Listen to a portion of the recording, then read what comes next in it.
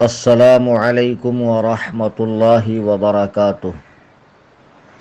نحمده ونصلی ونسلم علی رسوله الکریم اما بعد فاعوذ باللہ من الشیطان الرجیم بسم اللہ الرحمن الرحیم فصل لربک وانحر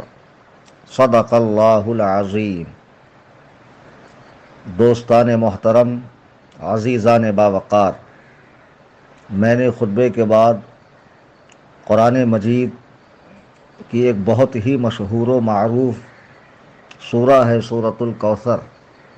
اس کی آیت نمبر 2 پڑھی، جس میں اللہ سبحانہ و تعالی ارشاد فرماتا ہے فَصَلِّ لِرَبِّكَ وَانْحَرْ، تم اپنے رب کے لیے نماز پڑھو اور قربانی کرو۔ اس میں جو ونحر ہے یہ امر کا صیغہ ہے۔ معلوم پڑا کہ جس طرح نماز فرض ہے، قربانی بھی واجب ہے۔ اب کچھ ہی دنوں میں قربانی کا مہینہ آئے گا، ذوالحجہ، اور دنیا بھر میں مسلمان اللہ سبحانہ و تعالی کا قرب پانے کے لیے، اس کی نزدیکی پانے کے لیے، اس کی رضا کے لیے قربانی کریں گے۔ قربانی کرنے سے پیشتر ہر مسلمان کو ہم بار بار تاکید کرتے ہیں کہ جو مسلمان ہے اس کو چاہیے کہ وہ اتنا علم حاصل کرے جس سے اسے پتہ ہو کہ جو عبادت میں کر رہا ہوں اس کو نبوی طریقے پر کس طرح کرنا چاہیے، کس طرح نہیں کرنا چاہیے، اور کیا کیا چیزیں من جانب اللہ، من جانب رسول مجھ پر ضروری ہے، اور کس کس چیز سے مجھے بچنے کا حکم دیا گیا۔ ہم دیکھتے ہیں کہ جب قربانی کا مہینہ آتا ہے تو کتنے لوگ ہماری جان پہچان میں ایسے ہیں، ملاقاتیوں میں ایسے ہیں کہ جن کے گھر میں کنبہ بہت بڑا ہے، افراد بہت ہیں، لیکن معلوم پڑتا ہے کہ پورے گھر کی طرف سے ایک بکرا ذبح کر دیا گیا۔ پوچھنے پر کہتے ہیں بھائی صاحب ابا کے نام سے کر دی، پچھلے سال اماں کے نام سے کی تھی، آنے والے سال فلاں کے نام سے کریں گے۔ یعنی بیچارے وہ یہ سمجھتے ہیں کہ پورے گھر کی طرف سے اگر ایک بکرا بھی ذبح ہو گیا تو سب کی قربانی ادا ہو گئی۔ ایسا بہت مرتبہ ہوتا ہے کہ گھر کے تمام افراد پہ قربانی واجب ہوتی ہے، اور ایسا بہت مرتبہ ہوتا ہے کہ کسی پر واجب نہیں ہوتی ہے لیکن لوگ کرتے ہیں۔ تو یہ ساری چیزیں آپ کو علماء کے پاس بیٹھ کر حدیث و قرآن کی روشنی میں اپنا دین سمجھنا ہوگا کہ بھئی مجھ پر قربانی واجب ہے یا نہیں ہے۔ چند باتیں میں عرض کروں گا، ان باتوں کو بغور سنیں، سمجھیں، نہیں سمجھ میں آیا آپ مجھ سے واٹس ایپ پر رابطہ کریں۔ وہ چند شرطیں جس سے مسلمان پر قربانی کرنا واجب ہوتی ہے اس کو اچھی طرح سمجھ لیں، پھر آپ بیٹھیں، کاغذ لیں، قلم لیں، اپنا احتساب کریں، اپنا جائزہ لیں، اپنے بارے میں سوچیں کہ یہ شرطیں میرے اندر پائی جاتی ہیں یا نہیں پائی جاتی ہے۔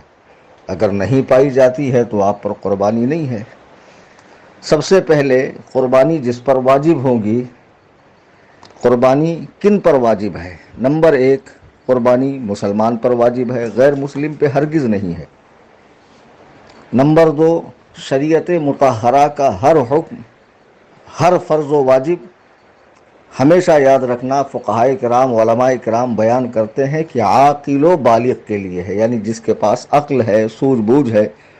اور جو بالغ ہے اس کے اوپر شریعت مطہرہ کا ہر حکم ہوتا ہے۔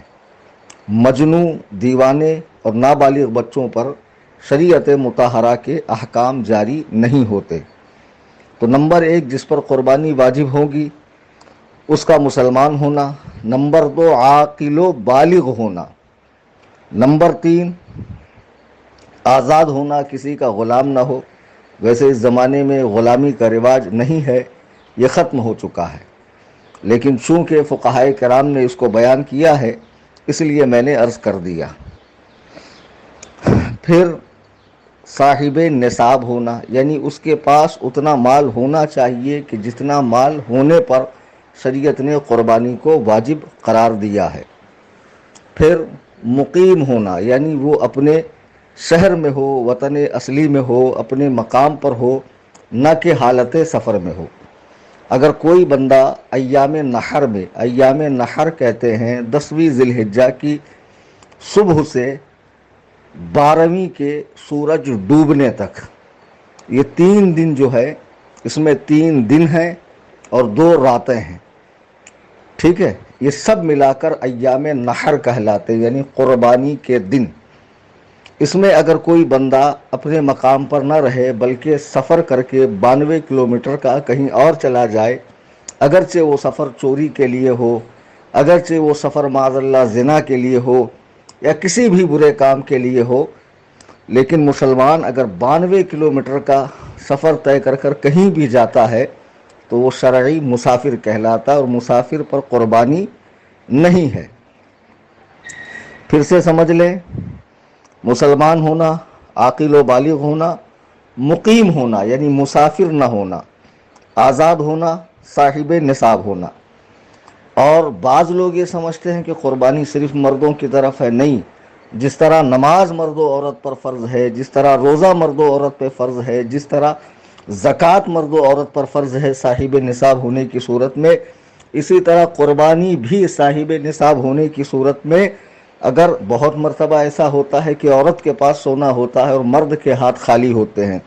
وہ جو مائکے سے لے کر آتی ہے، تو ظاہر سی بات ہے اگر اس کے پاس اتنا سونا ہے جس سے وہ صاحب نصاب ہے تو عورت کو اپنے نام سے قربانی کرنی پڑیں گی، اور جس کے نام سے قربانی واجب ہو وہ پہلے اپنا واجب ادا کرے، پھر اس کو اگر اللہ تعالیٰ طاقت دے تو جس کے نام سے چاہے حصہ لے۔ لیکن ہم لوگ دیکھتے ہیں کہ گھر میں ایک بڑا ہے، اس نے اس سال اپنے نام سے کر دیا، پھر اگلے سال اپنے بیوی کے نام سے، پھر اس کے بعد بچوں کے نام سے، پھر بہو کے نام سے۔ تو بھیا اگر آپ پر فرض ہے، واجب ہے قربانی، تو آپ کو پہلے ہر سال اپنے نام سے کرنی ہے، پھر اس کے بعد آپ جس کے نام سے چاہیں کریں، وہ تو نفلی قربانی ہے، لیکن آپ کی اپنی تو واجب ہے، وہ تو آپ کو چھوڑنی نہیں ہے۔ بہرحال اب یہ شرطیں آپ سمجھ گئے، مسلمان ہونا، عاقل و بالغ ہونا، مقیم ہونا، آزاد ہونا، صاحب نصاب ہونا۔ وہ کتنا نصاب ہے کہ جس سے بندہ مومن پر قربانی واجب ہوتی ہے؟ لوگ اسی میں زیادہ گڑبڑ کر جاتے ہیں۔ بہت آسان بات ہے کہ آپ کے پاس حاجت کے علاوہ جو بھی چیز اتنی رقم کی ہو کہ جس میں 613 گرام چاندی خریدی جا سکے، آپ کے پاس حاجت کے علاوہ، مثال کے طور پر آپ کے پاس کچھ ایسے کپڑے ہیں جو استعمال میں نہیں ہیں، کچھ ایسی کتابیں ہیں جو آپ پڑھتے نہیں ہیں، یہاں تک کہ فقہا نے فرمایا کہ اتنی قیمت کا قرآن پاک جسے دیکھ کر پڑھتے بھی نہ ہوں، کھولتے بھی نہ ہوں، رکھا ہوا ہے، وہ بھی حاجت سے زائد ہے، اس کی قیمت بھی کاؤنٹ کرنی پڑے گی۔ جی، یا بہت سارے مکان ہیں، زکوٰۃ میں تو ایسا ہے اگر بیچنے کی نیت سے ہے تو آپ کو تب زکوٰۃ دینی ہے، لیکن قربانی میں ایسا نہیں۔ اگر آپ کے پاس ایک سردی کے لیے مکان ہے، ایک گرمی کے لیے ہے، یہ آپ کی حاجت میں ہے، اس کے علاوہ جتنے مکان پڑے ہوئے ہیں اگر ان کی قیمت ان کی قیمت نصاب کو پہنچتی ہو تو آپ کو قربانی دینی پڑے گی۔ اب یہ آڈیو کو سن کر لوگ اپنا اپنا حساب کریں کہ ہم پر تو قربانی تھی اور برسوں سے ہم سمجھ رہے تھے کہ نہیں ہے۔ جی، گھر کے اندر آپ کے جتنا سامان ہو اور وہ آپ استعمال نہ کرتے ہوں، آپ کی حاجت کا نہ ہو، اور اس سارے سامان کی قیمت اگر 613 گرام چاندی کے برابر ہو، اچھا 613 گرام چاندی کتنے کی آتی ہے؟ تو آج کی میں بات کر رہا ہوں 21 جون 2020 کی، تو فقط 30,400 روپے میں آتی ہے۔ جی، بعض جگہوں پر اس سے بھی کم ہوں گی، یہ میں بامبے کا حساب بتا رہا ہوں۔ جی، اتنی قیمت کسی کے پاس ہے، بینک میں رکھا ہوا ہے، کسی کو قرضہ دیا ہوا ہے، یا حاجت کے علاوہ کوئی چیز اتنی قیمت کی اس کے پاس ہے، اتنا سونا، اتنا چاندی ہے اس کے پاس، تو اس کو زکوٰۃ، اس کو قربانی کرنی پڑیں گی۔ اب سونے کا حساب لے لیں، کسی کے پاس اتنی چاندی نہ ہو اور اس کے علاوہ کچھ نہ ہو، اگر اس کے پاس 87.5 گرام سونا، 8 تولہ 7.5 گرام سونا ہے، تب بھی اس پر قربانی واجب ہے۔ اب لوگ کہیں گے مولانا 87.5 گرام سونا 4,20,000 کا آتا ہے، جبکہ چاندی 613 گرام 30,000 کی آتی ہے، تو یہ کیسا حساب؟ تو یہ بہت آسان حساب ہے کہ جس کے پاس کچھ نہ ہو، فقط سونا ہو، تو اتنا سونا ہوگا تب اس پر قربانی واجب ہوں گی، ٹھیک ہے۔ لیکن کچھ سونا اور کچھ چاندی ہو تو اب وہ سونے سے چاندی کا نصاب پورا کرے، یعنی دیکھے کہ 613 گرام کی قیمت بن رہی ہے، اب سونا نہیں ہے، پیسے ہیں، تو اب یہ نہ دیکھے کہ پیسے 4,20,000 ہوں گے تبھی قربانی ہوں گے، یہ دیکھیں کہ 30,000 روپے ہے جس سے 613 گرام چاندی خریدی جا سکتی ہے، تو یقیناً اس کو قربانی کرنی پڑے گی۔ لوگ قربانی کے بارے میں بڑی بے احتیاطیاں کرتے ہیں، توجہ نہیں دیتے، دھیان نہیں دیتے، ایسا مت کیجیے۔ قربانی اللہ تعالیٰ کا تقرب حاصل کرنے کا ذریعہ ہے، خاص دن خاص جانور کو اللہ کی نزدیکی پانے کے لیے قربان کرنا، حضرت ابراہیم علیہ نبی گنا علیہ السلام کی سنت کو ادا کرنا، یہ قربانی کہلاتا ہے۔ قرآن میں اللہ نے فرمایا تم اپنے رب کے لیے نماز پڑھو اور قربانی کرو۔ قربانی کی بہت ساری فضیلت ہے، بہت سارے فضائل ہے قربانی کے، چنانچہ ام المؤمنین سیدتنا عائشہ صدیقہ رضی اللہ تعالیٰ عنہا کی روایت ہے کہ اللہ کے حبیب فرماتے ہیں کہ 10ویں ذی الحجہ کو آدم کے بیٹے کا کوئی عمل خداوند قدوس و جبروت کے نزدیک خون بہانے سے زیادہ پیارا نہیں، اور وہ جانور قیامت کے دن اپنے سینگ اور بالوں اور کھروں کے ساتھ آئے گا، اور قربانی کا خون زمین پر گرنے سے پہلے خداوند تعالیٰ کے نزدیک مقام قبولیت میں پہنچ جاتا ہے۔ لہٰذا جب بھی اسے ادا کرو خوش دلی کے ساتھ ادا کرو، کوئی بار نہ ہو، کوئی بوجھ نہ ہو، اللہ کی رضا کے لیے خوشی کے ساتھ اسے ادا کرو۔ جن کے پاس مال و دولت ہے، سب کچھ ہے، لیکن آج کی تعلیم نے ان کا دماغ خراب کر دیا۔ کیا ضرورت ہے خون بہانے کی، کیا ضرورت ہے بے زبانوں کو مارنے کی، اس سے اچھا کیک کاٹ دو، اس سے اچھا وہ کر دو، اس سے اچھا وہ کر دو۔ یہ جاہل قسم کی بکواس کرنے والے ملحدین اور انگریزی تعلیم یافتہ جن کا دماغ خراب ہو گیا، ہم تو دیکھتے ہیں بمبئی میں کہ بعض سوسائٹی کے اندر نہیں ہماری سوسائٹی تو بہت ایسی ہے ویسی ہے، یہاں جانور لے کے آئیں گے تو فلاں کا دل دکھ جائے گا، فلاں کو ناراضگی ہو جائے گی۔ تم کسی اور کو خوش کرنے کے لیے اللہ کو ناراض کر رہے ہو، اپنے پیدا کرنے والے کو، اپنے پالنے والے کو، اپنے رزق دینے والوں کو۔ جو لوگ بامبے میں ہائی سوسائٹی میں رہتے ہیں، وہ لوگ جو اس کی پرواہ کرتے ہیں کہ غیر خوش رہیں بھلے اللہ ناراض ہو جائیں، ان لوگوں کو چاہیے کہ اپنی عقلوں کو ٹھکانے پر لے کر آئے اور اللہ و رسول کے احکام کی پابندی کرے اور کسی کی خوشی اور ناراضگی کی پرواہ نہ کریں۔ اور یاد رکھیں اللہ کے حبیب علیہ السلام فرماتے ہیں، سنن ابن ماجہ کی حدیث ہے جس کے راوی حضرت ابو ہریرہ ہے، کہ حضور نبی کریم رؤوف الرحیم صلی اللہ علیہ وسلم فرماتے ہیں جس میں طاقت ہو، وسعت ہو اور قربانی نہ کرے، وہ ہماری عید گاہ کے قریب نہ آئے۔ اللہ اکبر کبیرہ۔ جب صحابہ نے پوچھا اللہ کے حبیب علیہ السلام سے کہ ان قربانیوں کا فائدہ کیا ہے، ان قربانیوں کا مطلب کیا ہے، یہ قربانیاں کیا ہیں، تو اللہ کے حبیب فرماتے ہیں تمہارے باپ ابراہیم کی سنت ہے۔ لوگوں نے عرض کیا رسول اللہ اس میں ہمارے لیے کچھ ثواب تو ہوگا، کیا ثواب کیا ہے اس میں؟ یہ جو قربانیاں ہم دے رہے ہیں ہر سال، حدیث پاک کا مفہوم ہے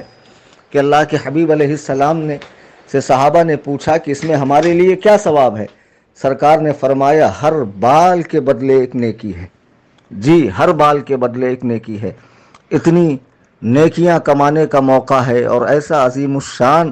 موقع ہے، اسے آپ گنوا رہے ہیں؟ بالکل مت گنوائیے۔ جو شرائط ہم نے بتائی ہے وہ شرطیں آپ میں پائی جاتی ہیں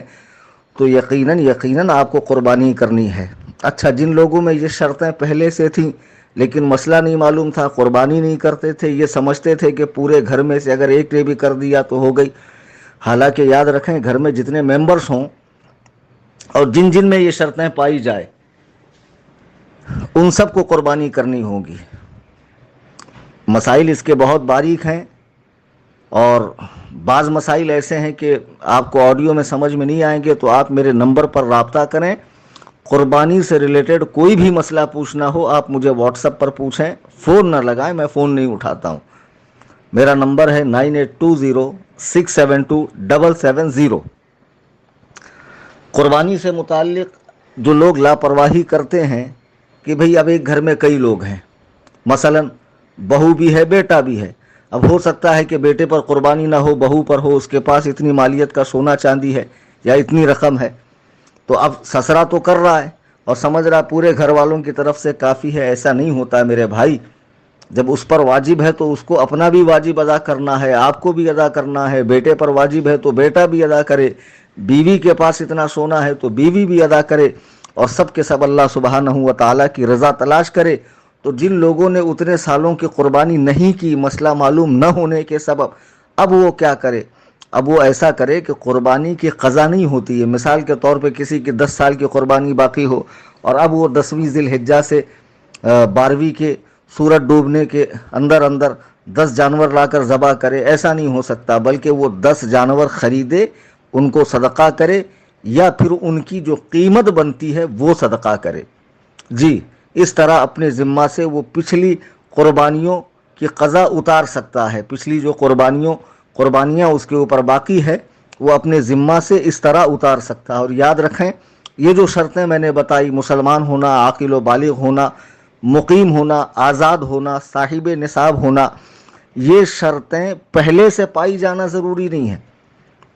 جیسے زکوٰۃ میں مال پر 1 سال گزرنا ہے، ان شرطوں میں سے یہ شرطیں اگر قربانی کے 3 دنوں میں، جیسے 10ویں ذی الحجہ سے 12ویں کے سورج ڈوبنے تک، اس بیچ میں کبھی بھی پائی گئی، مثلا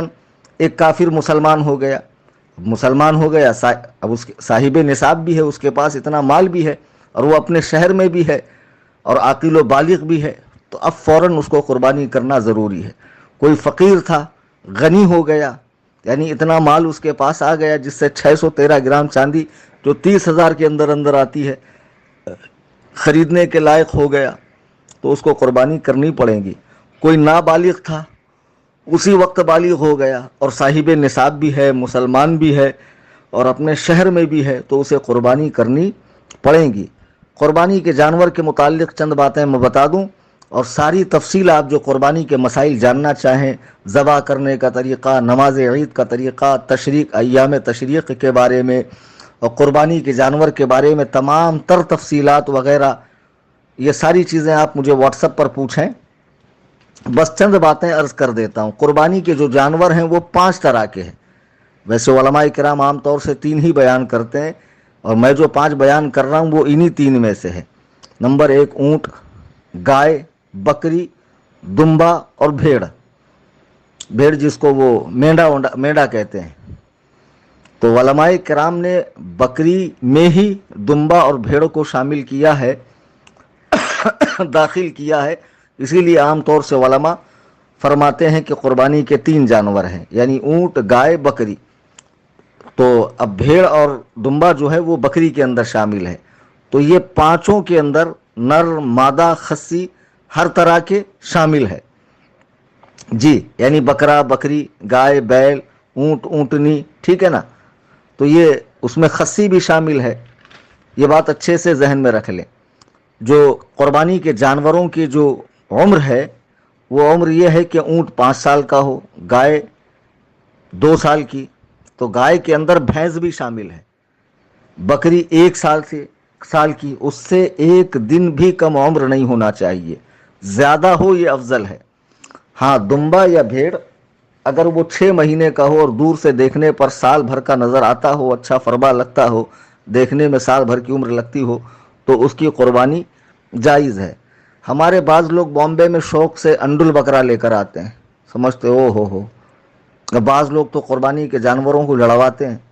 بعض ایسے بھی جاہل ہیں کہ اگر بکری لے کر آئے تو اس کا دودھ دھو کے استعمال کرتے ہیں، دودھ نکال کر استعمال کرتے ہیں۔ یاد رکھو، اگر کسی نے قربانی کے جانور پر سواری کی یا مینڈا لے کر آیا اور اس کے بال نکال کر چادر ودر بنا لی، کمبل بنا لی،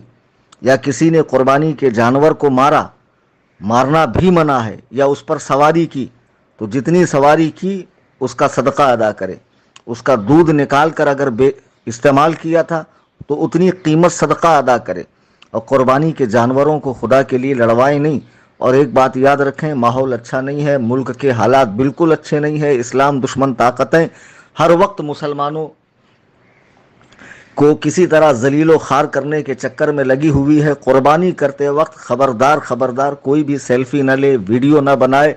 اسے کہیں بھی سوشل میڈیا پر شیئر نہ کریں۔ اس سے غیر مسلموں کو اسلام کے خلاف بولنے کا، مسلمانوں کے خلاف زہر اگلنے کا اور موقع ملتا ہے کہ دیکھو یہ کس طرح بے دردی کے ساتھ جانوروں کو، بے زبان جانوروں کو مارتے ہیں، حالانکہ وہ اس مفہوم کو نہیں سمجھیں گے کہ یہ کیا چیز ہے، اور اسلام کس پیارے طریقے سے جانوروں کو ذبح کر کے ان کے اندر کی تمام تر بیماریوں کو نکالتا ہے۔ ورنہ دنیا میں لوگ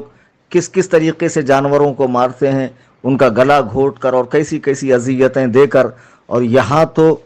اس دن جانوروں کو ذبح کر کے ہزاروں لوگوں کے کھانے کا انتظام کیا جاتا ہے، جو سال بھر ترستے ہیں گوشت کے لیے، آج ان کے گھر بھی عید ہو جاتی ہے۔ خیر یہ ساری باتیں دیگر ہیں، اس کو اچھے سے سمجھیے کہ عید کے دن خدا را اپنے جانور کو ذبح کرتے وقت فوٹو نہ کھینچیں، سوشل میڈیا پر عام نہ کریں۔ اور جو لوگ انڈ البقرہ وغیرہ خریدتے ہیں، اس سے افضل ہے بکری خرید کر ذبح کرنا۔ جلالہ جو پیشاب پیتا ہو اس کی قربانی مکروہ ہے، نہیں کرنا چاہیے، اس کی قربانی درست نہیں ہے۔ لوگ سمجھتے ہی نہیں ہیں، لوگ اس بات کو سمجھتے ہی نہیں ہے۔ انڈ البقرہ اٹھا کر لے آئیں گے اور بڑے فخر کے ساتھ جو پیشاب پیتا ہے، جس میں بدبو آتی ہے، اس کی قربانی کریں گے، اور پھر اس پر فخر بھی جتائیں گے کہ ہم نے فلاں انڈل خریدا اور اتنی قیمت میں خریدا ہے۔ ہرگز یہ فخر کرنے والی بات نہیں ہے، یہ فخر کرنے والی بات نہیں ہے، بلکہ صاف ستھرا جانور لے کر آئے، خصی لے کر آئے تو یہ اور زیادہ بہتر ہے، جس کے خصیے دبا دیے جاتے ہیں، جس میں بدبو نہیں آتی ہے، جس کا گوشت صاف ستھرا ہوتا ہے۔ عزیزان ملت اسلامیہ، قربانی کے بہت سارے مسائل ہیں جو اس مختصر سی آڈیو میں بیان نہیں ہو سکتے ہیں۔ بس ایک گزارش آپ سے کہ خدارا جو بھی سمجھنا چاہیں اپنے شہر کے ذمہ دار مستند عالم دین سے آپ مسائل کو سمجھیں۔ اور ایک گزارش کے مہاراشٹر میں لاک ڈاؤن کو اور بڑھا دیا گیا ہے، تو ممبئی میں جو دیونار کی منڈی لگتی تھی اب وہ اس سال نہیں لگیں گی، تو جو لاکھوں لاکھ کے بکرے لا کر قربانی کرتے تھے اب ان کو اس سال حصہ ہی لینا پڑے گا۔ تو ہماری تنظیم سنی جمعیت الاحناف، جو آپ کے لیے جانا پہچانا نام ہے اور جس کی خدمات کو آپ نے بچشم خود دیکھا ہے، انٹرنیٹ وغیرہ پہ ملاحظہ کیا ہے کہ تقریباً 6 سال سے مہاراشٹر کے چھوٹے چھوٹے دیہاتوں میں امامت کرنے والے علماء کو ہماری تنظیم کے جانب سے تنخواہ دی جاتی ہے۔ 2 سال کے عرصے سے غربا میں راشن تقسیم کیا جاتا ہے۔ لاک ڈاؤن کے اندر ہم نے 111 علماء کو نذرانے پیش کیے، 20 روزہ عظیم الشان لنگر چلایا، اور لاک ڈاؤن کے اندر 3-4 مرتبہ ہم نے راشن تقسیم کیا۔ ابھی 28 جون 2020 کو عرس تاج الشریعہ کے موقع پر 60 فیملیز کو 2500 روپے مدد کی گئی تاکہ وہ اپنا راشن وغیرہ خرید سکے، ضروریات کو پورا کر سکے۔ تنظیم سنی جمعیت الاحناف خدمت دین بھی کر رہی ہے، خدمت خلق بھی کر رہی ہے۔ الحمدللہ کئی مساجد میں بور کا انتظام، چھت کا انتظام، چٹائیوں کا انتظام، اور ممبئی کی سرزمین پر سنی بچے اور بچیوں کو قرآن پاک با تجوید پڑھانے کے لیے ہم نے 11 مکاتب قائم کرنے کا ارادہ بنایا ہے، جس میں سے بحمد اللہ 2 مدرسے، ایک مدرسہ اہل سنت نظمت المدینہ جری مری میں، ایک مدرسہ اہل سنت اصحاب بدر شمبور کی سرزمین پر قائم ہو چکا ہے۔ ایسی تنظیم جو پورے طور پر مسلک اعلیٰ حضرت کی پابند ہو، آپ اس میں حصہ لیں۔ اس بار ہماری تنظیم کے جانب سے حصوں والی قربانی کا اہتمام کیا گیا ہے، اور ہمارے یہاں اس بات کا پورا خیال کیا جاتا ہے کہ غیر سنی کا حصہ شامل نہ کیا جائے۔ آپ ہمارے علاوہ کہیں بھی حصہ لیں تو یاد رکھیں کہ حصے والی قربانی میں اگر ایک بھی وہابی دیوبندی شامل ہوا تو کسی کی قربانی ادا نہیں ہوگی، اس لیے کہ سارے شرکا کا مسلمان ہونا، یعنی سارے شریکوں کا حصے والی قربانی میں بڑے جانور میں 7 حصے ہوتے ہیں، تو سارے شرکا کا مسلمان ہونا ضروری ہے۔ تو ہماری تنظیم میں یہ خیال کیا جاتا ہے کہ سب کے سب سنی حصے ہوں، باقاعدہ بمبئی سے عالم جاتا ہے، اڑیسہ کی سرزمین پر قربانی ہوتی ہے، ہمارے علماء خود اپنے ہاتھوں سے ذبح کرتے ہیں اور گوشت وہاں کے غریب مسلمانوں میں تقسیم ہوتا ہے۔ آپ کو اور بھی جگہ حصہ لینے کا موقع ملے گا جہاں 1800 2000 میں حصہ ملے گا، ہمارے یہاں 2200 روپے کا ایک حصہ ہے، کوئی بہت زیادہ قیمت نہیں ہے، لیکن آپ تنظیم کا کام دیکھیں کہ تنظیم نے 1 سال 2 سال کے عرصے میں کتنا عظیم الشان کام کیا ہے۔ ابھی الحمدللہ احقاق حق و ابطال باطل میں ہمہ وقت یہ تنظیم پیش ہے، آگے ہے، اور تنظیم مزید کام کرنا چاہتی ہے۔ ممبئی کے سرزمین پر ایک عظیم الشان جامعہ بنانے کا ارادہ ہے، لیکن اس کے لیے آپ سب کے مالی تعاون کی ضرورت ہے، لہٰذا آپ حصہ لیں۔ اور جو لوگ اپنے بچوں کا عقیقہ کرنا چاہتے ہیں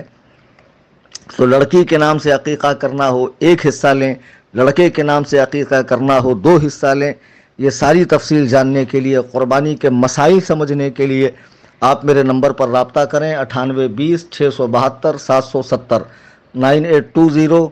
672 770۔ خدا حافظ، فی امان اللہ، السلام علیکم۔